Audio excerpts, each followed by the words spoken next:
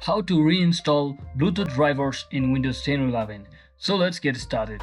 So first thing, just head over to your start menu and just right click on it and click on this device manager. So once you open the device manager option over here, the window will appear just like this. So now simply enlarge your Bluetooth option and just select your wireless Bluetooth device, any of the Bluetooth devices, and you can simply uninstall that particular device from over here.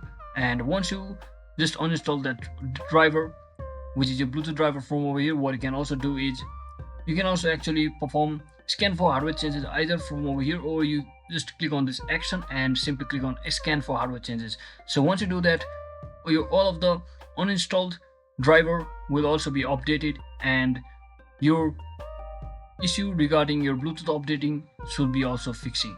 So that is actually how you can easily reinstall Bluetooth driver on your PC or laptop.